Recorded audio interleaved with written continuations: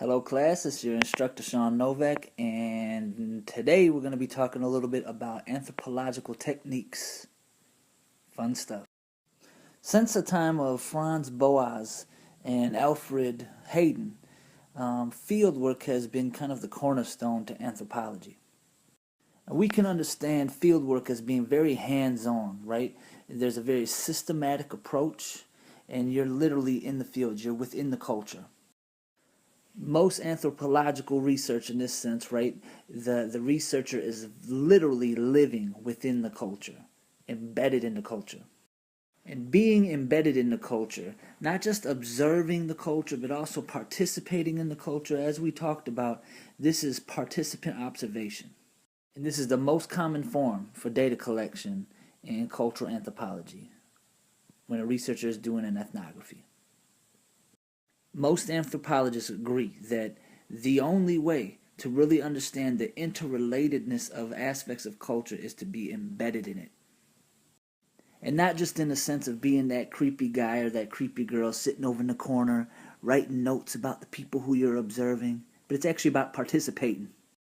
One of the largest benefits of participant observation is that when you're embedded in the culture, you're on the job 24/7, 365. And while being engaged in that way, you share in the community for better or worse, to the good times and the bad.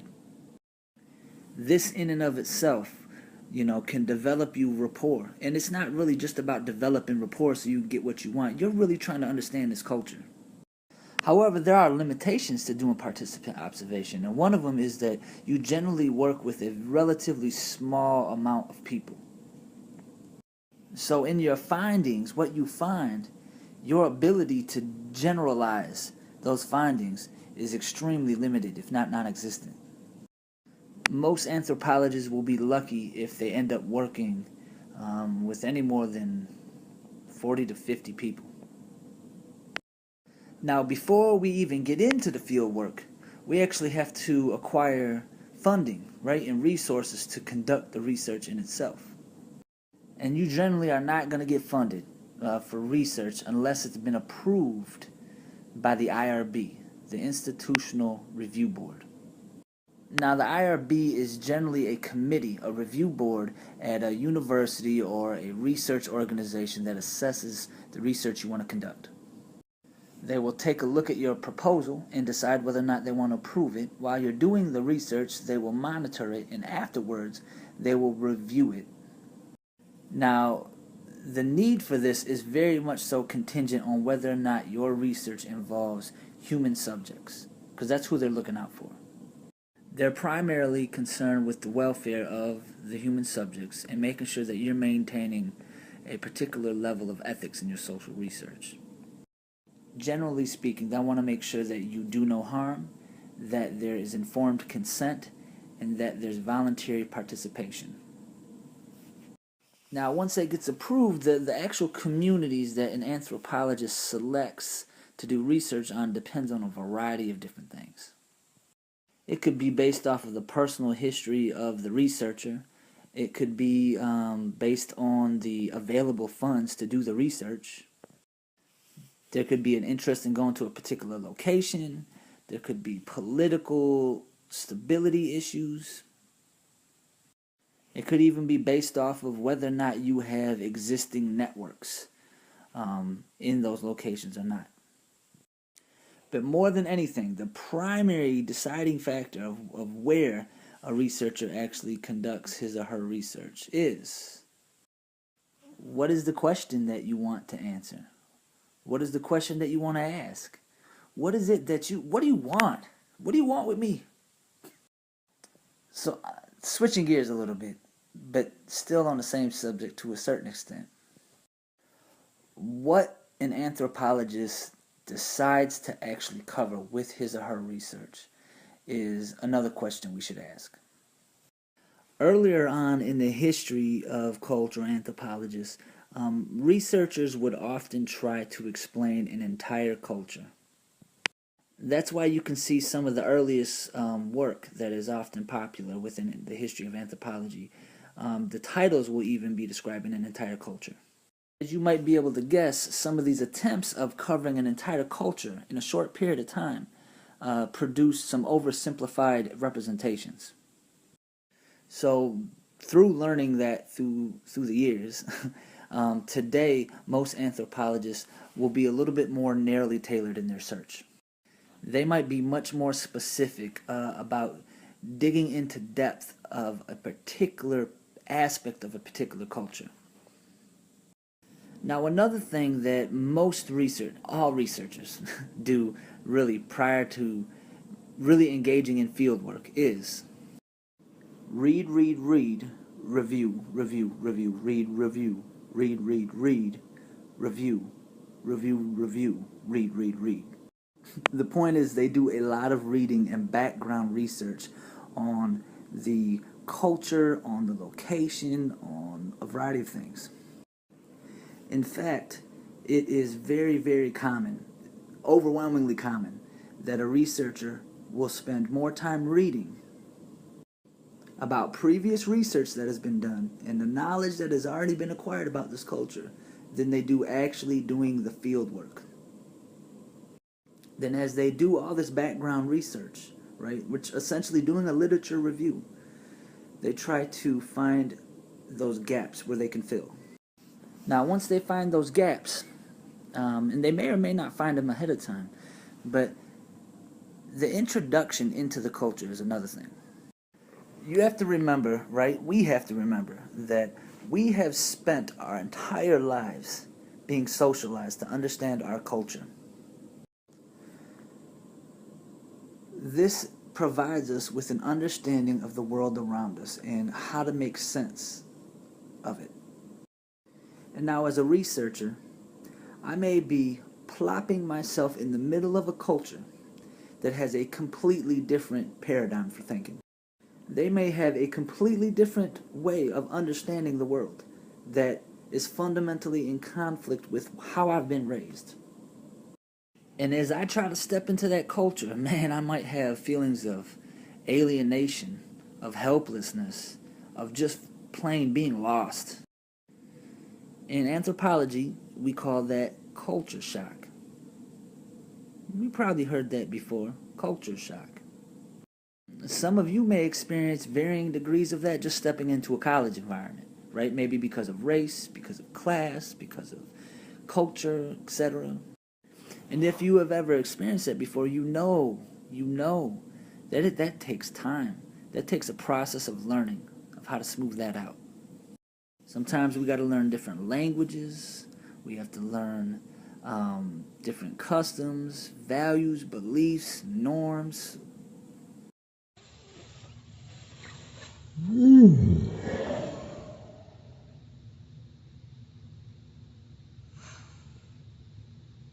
It's a lot. It is a lot. But once we're able to fight through that, it can be very rewarding. When you get to a place where you can really integrate yourself into the culture that you're studying or you're trying to connect with, it's liberating. Anyway, as we had mentioned before, although participant observation is the cornerstone to anthropological research, there are different approaches that we can take in doing it. We talked about emic approach and the etic approach. Well, actually, it's the emic perspective and the etic perspective in terms of how we're actually interpreting the culture that we're observing and participating in. And you might remember the emic perspective is really trying to understand the culture from the inside out, right? Seeing the culture through the lens of the culture you're observing. In the etic perspective, we might be trying to kind of develop rules and ways of explaining the culture from the lens of our own. Now, both can be useful, but the etic perspective can also provide some limitations. For example, the etic perspective may come in conflict with how the culture themselves see themselves. However, that in and of itself isn't necessarily what our primary goal is all the time. because that can be bias in itself. We always, if somebody were to come in and observe our culture, we would want them to represent our culture as we see it. But the reality of it is that we could have an in-group bias. Very likely would have an in-group bias. But we can also have an out-group bias too, huh? Now, some researchers can come into doing field work with a theoretical perspective or a hypothesis on the front end. And their primary goal might be to either support or dismiss the hypothesis. And another approach might be more of an interpretive approach, where a researcher comes in without a hypothesis. And that interpretive approach could also include analyzing various forms of data outside of one-on-one interviews, or outside of participant observation, or outside of interacting with humans altogether. Maybe they're analyzing newspapers too. They might actually obtain data, collect data from various sources to interpret the culture. And after conducting all that empirical research, then they might develop a hypothesis. It's on the back end. Now, another key component of doing field research, you might have heard of an informant. That's what it's traditionally called, an informant. They're also called a respondent or a consultant. Those are actually more widely accepted now, because informant sounds so sneaky and, agent-like. Ooh. But this might be a person within the community that you're trying to study, right, that gives you the in. And they might be like your right-hand person, right, connecting you to different networks in the community, right, and telling people, like, he's cool or she's cool. Don't worry. And that might be more in the early stages, right? And in those early stages, too, the researcher might be doing more observing than participating. But even when you get embedded into the culture and you feel like you're actively participating, at the end of the day, we all have limitations, and we can't really provide a full and 100% accurate portrayal of the culture. We're going to have bias, right? And I think one of the key parts of the research process is actually being transparent about that bias. And that's why even before we get into the field and do the work, we're doing this background research on other previous research because there's all kinds of holes we can poke. Now, again, while we're in the field and we're doing the work, one of the most common forms to gather data is interviews. And those interviews can be structured, unstructured, depending on what kind of information that you're trying to get, and what are the best methods to reach the results you're trying to get.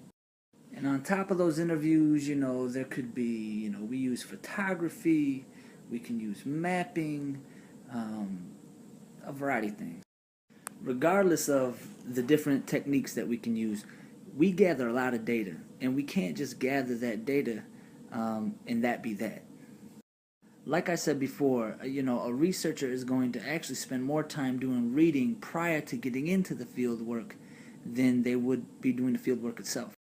Similarly so, a researcher is going to spend hours upon hours, days upon days transcribing the data they collected. The actual hands-on field work of collecting the data, time-wise, is actually a relatively small amount of the time. Now, there's been a lot of tools that have evolved to transcribe qualitative data, but it's still a large commitment of time transcribing. Well, anyway, that is a brief run-through of anthropological techniques. We can take multiple components that I shared and begin to peel back the layers and go in very in-depth with those. But this is an introduction to cultural anthropology course, and I don't want to make your brain explode.